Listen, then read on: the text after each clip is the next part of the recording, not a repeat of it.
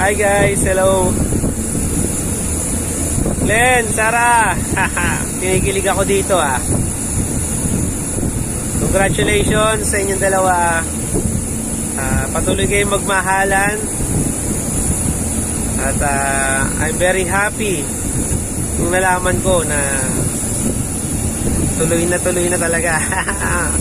Malapit na kayong ikasal So, eto na aeroplano, naghihintay na. Nalagyan lang ng gasolina. So, sunod ako.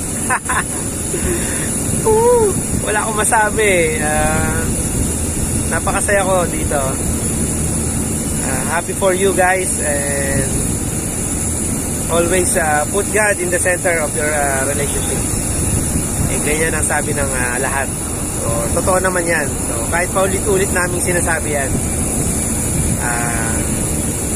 lagi nyong si Lord ang uunahin sa lahat ng magiging decision nyo sa inyong pagsasama in the future. At eto na nga yung pagiging mag-asawa nyong dalawa. So, miss you guys. Love na love ko kayong dalawa, and see you soon. Bye bye. Congratulations.